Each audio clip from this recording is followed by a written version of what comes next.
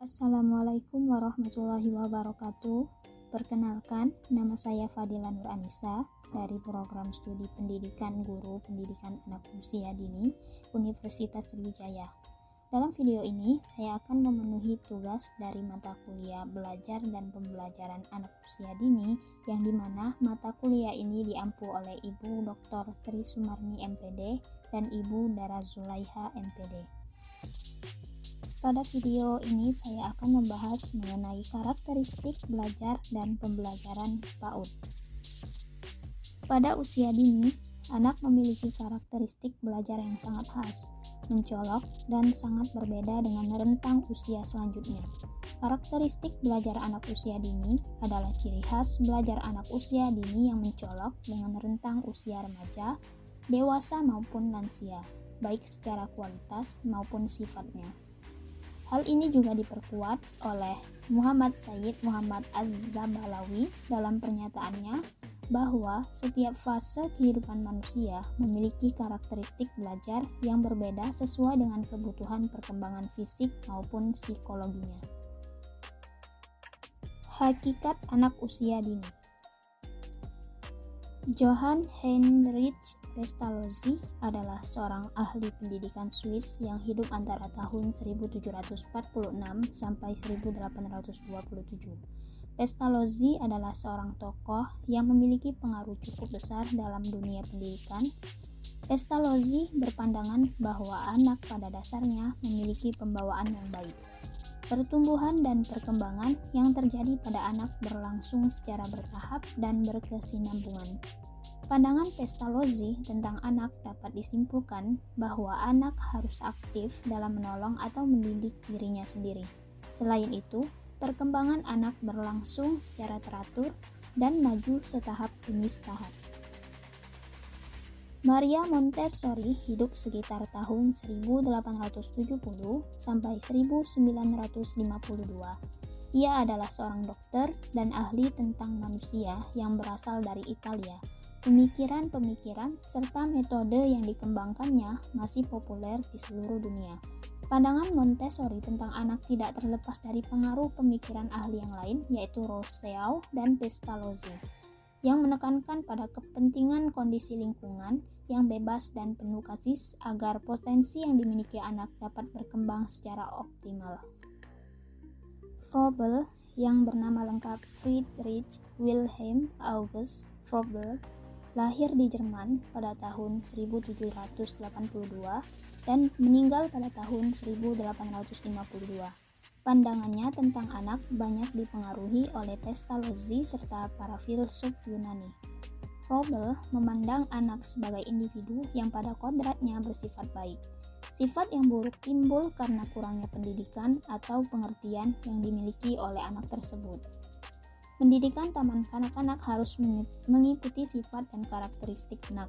Oleh sebab itu, bermain dipandang sebagai contoh metode yang tepat untuk pembelajaran anak serta merupakan cara anak dalam meniru kehidupan orang dewasa di sekelilingnya dengan cara wajar. Pandangan konstruktivis dimotori oleh dua orang ahli psikologi, yaitu Jean Piaget dan Lev Vygotsky. Pada dasarnya, paham konstruktivis ini mempunyai asumsi bahwa anak adalah pembangun pengetahuan yang aktif. Anak mengkonstruksi atau membangun pengetahuannya berdasarkan pengalamannya. Pengetahuan tersebut diperoleh anak dengan cara membangunnya sendiri secara aktif melalui interaksi yang dilakukan dengan lingkungan.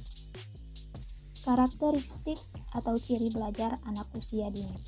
Yang pertama yaitu anak berbeda satu sama lain. Anak memiliki bawaan, minat, kapabilitas atau kemampuan dan latar belakang kehidupan masing-masing. Hal itulah yang menunjukkan bahwa anak bersifat unik.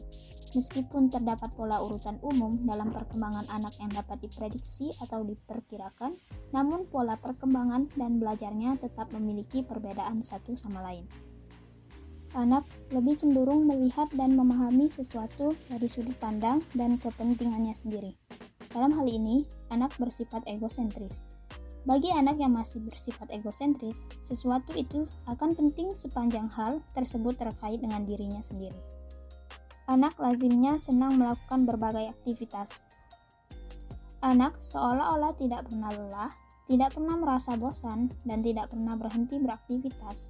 Terlebih lagi kalau anak dihadapkan pada suatu kegiatan yang baru dan menantang. Anak menunjukkan sifat aktif dan energik.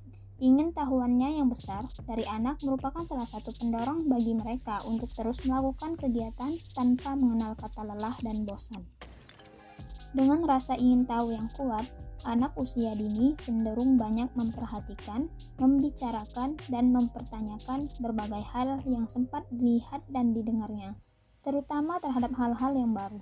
Dalam hal ini, anak menunjukkan sifat memiliki rasa ingin tahu yang kuat dan antusias terhadap banyak hal. Anak mengekspresikan perilakunya secara relatif spontan. Perilaku yang ditampilkan anak umumnya relatif asli dan tidak ditutup-tutupi sehingga merefleksikan apa yang ada dalam perasaan dan pikirannya. Ia akan marah kalau ada yang membuatnya jengkel, ia akan menangis kalau ada yang membuatnya sedih, dan ia pun akan memperlihatkan wajah yang ceria kalau ada sesuatu yang membuatnya bergembira. Anak senang dan kaya dengan fantasi atau daya hayal. Anak senang dengan hal-hal yang imajinatif atau sifatnya berhayal. Dengan karakteristik ini, anak tidak saja senang terhadap cerita-cerita hayal yang disampaikan oleh orang lain, tetapi ia juga sendiri senang bercerita kepada orang lain. Anak masih mudah frustasi. Umumnya anak masih mudah kecewa bila menghadapi sesuatu yang tidak memuaskan. Ia mudah menangis atau marah apabila keinginannya tidak terpenuhi. Kecenderungan perilaku anak seperti ini terkait dengan sifat egosentrisnya yang masih kuat, sifat spontanitasnya yang masih tinggi, serta rasa empatinya yang masih relatif terbatas. Anak masih kurang pertimbangan dalam melakukan sesuatu. Sesuai dengan perkembangan cara berpikirnya, anak lazimnya belum memiliki rasa pertimbangan yang matang, termasuk berkenaan dengan hal-hal yang membahayakan. Anak kadang-kadang melakukan sesuatu yang membahayakan dirinya dan orang lain. Anak memiliki daya perhatian yang pendek. Anak lazimnya memiliki daya perhatian yang pendek kecuali terhadap hal-hal yang secara intrinsik menarik dan menyenangkan. Ia masih sangat sulit untuk duduk dan memperhatikan sesuatu dalam jangka waktu yang lama. Anak bergairah untuk belajar dan banyak belajar dari pengalaman. Anak senang melakukan berbagai aktivitas yang menyebabkan terjadinya perubahan tingkah laku pada dirinya.